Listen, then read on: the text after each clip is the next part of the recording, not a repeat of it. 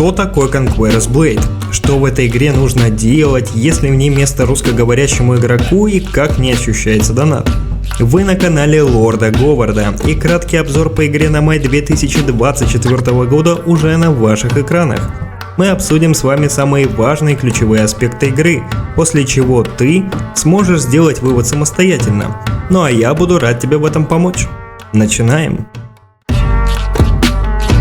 КБ – это бесплатное ММО, действие которого происходит в альтернативной вселенной средневекового сеттинга. Сама игра заточена на PvP и предлагает игроку систему прокачки персонажа, навыков и отрядов. Бои проходят в режиме реального времени посредством поиска матча, как в условной доте или танках, и рейды на глобальной карте по принципу Mount & Blade, то есть с элементом тактического и стратегического боя в экшен формате. Согласен, что тут без бутылки не разберешься. Вот лови теперь пример геймплея. Выбираешь, значит, первоначальный класс, суешь пул-отряда из своего гарнизона и жмешь на поиск матча. Далее участвуешь в осаде, за оборону или атаку на рандомной карте, и в зависимости от личных успехов получаешь опыт героя и опыт отрядов, с помощью которого и происходит прокачка. В самом бою ты управляешь героем и суммоном, который является отрядом. Если ты успел подумать, мол, тут есть какой-то микроконтроль, забудь. При этом вне боя можно выйти из города на глобальную карту и заняться добычей ресурсов, дать ляпасов NPC, ну или игроку, поучаствовать в войне за территорию, которая доступна 2 раза в неделю. Блин, звучит хайпово, да? Но это пока. Ну а то, о чем уж нужно таки упомянуть, в особенности для человека, который только собирается залетать в КБ.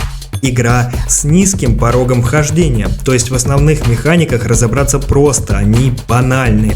Это является как плюсом, так и минусом игры.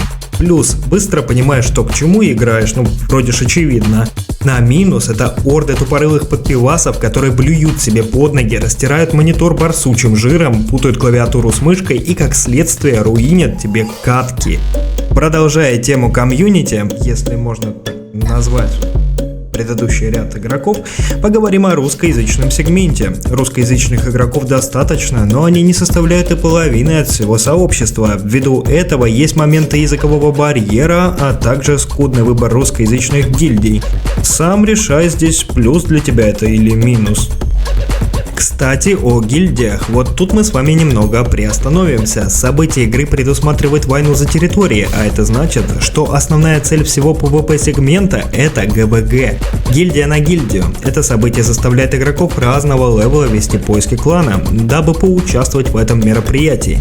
И что же делать соло игрокам, которые не хотят лезть в это болото? Разработчики придумали неплохой ход. При поиске гильдии у вас есть возможность как вступить в дом, кастомную гильдию со своей экосистемой, своим сводом правил, политикой и прочим, и вступить в когорту объединения рандомных игроков с целью защитить территории NPC от этих самых домов. То есть игра дает возможность играть в Соляново и при этом поучаствовать даже в гильдийском контенте. Что думаешь? Оставь коммент, я чекну. А вот вам весомый минус. Локализатор у данной игры Mail.ru, хоть я и говорил о том, что порог вхождения низкий, но в некоторых моментах трудность перевода заставит вас почесать голову и спросить, а как это вообще работает? Эти вопросы начнут возникать где-то после 500 часов игры, за редким исключением. Сейчас же локализатор меняется, это значит, что грандиозные перемены у нас еще впереди. Ну а пока, что есть, то есть. У данной игры азиатский разработчик, но пусть вас это не пугает. Игра лишена непонятных слотов в инвентаре, каких-то неоднозначных команд для вызова интерфейса, не перегружена эффектами и достаточно щедра для активных игроков, насыпая в вашу повозку всякие плюшки. Ну и раз уж мы затронули разрабов, локализаторов, подкину вам вот такой вот факт.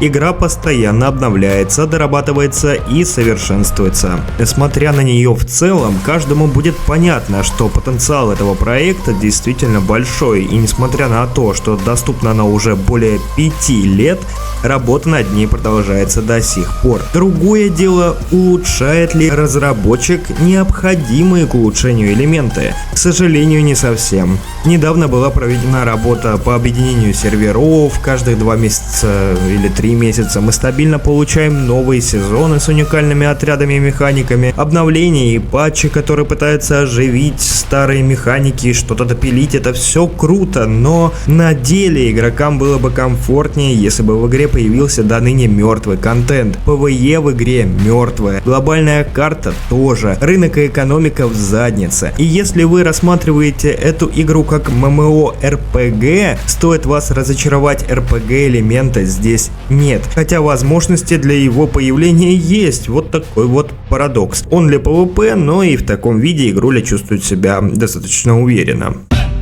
Донат. Как только наши ушки улавливают азиатские мотивы, тут же всплывают вопросы о донате. Влияет ли он на игровой процесс и как вообще тут дело с ним обстоит? Ответ мой вам будет неоднозначным. Что нужно узнать перед тем, как рассуждать на эту тему? Начну издалека. Я уже упоминал о том, что каждых 2-3 месяца выходит новый сезон, в котором добавляются новые отряды с новыми механиками, как правило, в своей стилистике под определенную эпоху и национальность. Звучит круто. Так вот, тенденция в игре такова, что в 90% случаев новые отряды — это просто нереальная имба. Бутылка, сидя на которой ты будешь крошить своих оппонентов до тех пор, пока у них не появятся те же отряды. Донат дает возможность быстро открыть и прокачать эти отряды, позволяя в первые часы выхода нового сезона раздавать ляпасы всем бездонатникам. Влияет ли донат на игру? Он позволяет сократить время получения плюшек, которые уготованы каждому игроку. Без доната играть можно. И получить новинки сезона можно. Но на контрасте, когда новый отряд в руках врага со старта начинает мешать тебе открывать этот же отряд, может загореться сидушка, отправляя тебя в безмятежное плавание по стратосфере планеты Земля. Здесь и добавлю, что там, где мета, баланса нету. Это тоже стоит учитывать. Также донат позволяет приобрести батл пассы, крутые скины и прочее. Но, к слову, больше донат ничем на игру не влияет. Ввиду санкций, покупка внутриигровой валюты будет производиться через сторонние сервисы на территории РФ. В игре Conquer's Blade отсутствует стандартная для ММО ролевая система. Тут не будет хила, танка, ДД и прочего, так как сама концепция строится из билда не только самого героя, но и отряда в его сопровождении, которых в среднем в пуле 3 штуки. А единовременно, кстати, с героем бегает только один отряд. Тут ты и класс сменить сможешь, просто поменяв снаряжение, так и отрядов у тебя в арсенале может быть немало, поэтому твоя позиция в бою будет меняться в зависимости от обстоятельств. Актуально как для ГВГ, так и для обычных сессий. Ну а для тех, кто решил лично познакомиться с КБ, оптимизация в игре присутствует. Вот вам технические характеристики для вашей пекарни. Советую обзавестись более-менее нормальным интернетом, так как иногда могут присутствовать просадки по пингу. Какая-никакая кастомизация есть, настройки под себя сделать можно, ну а с технической стороны в игре есть все-таки баги, некоторые стали мейнстримом, некоторые подорвут вам пердачела, ну я думаю, там уже сами разберетесь. Надеюсь, я описал достаточно, чтобы у тебя сложилось первое впечатление о игре и ты уже решил для себя, стоит ли этот проект твоего внимания. Плюсов и минусов более чем достаточно. Если я что-то забыл, обязательно заходи в комменты, там уже будут ребята, которые скажут тебе и за кашу манную, и за все остальное. Не забудь дать обратную связь, зайди на канал, чекнуть, может там чего другого появилось. Если тема интересна и вы хотите гайд по игре от меня, может обзор отрядов определенных, обязательно пишите. Буду рад почитать отзывы, с вами был Лорд Говард, да не накроет вас трибушетом. Покеда.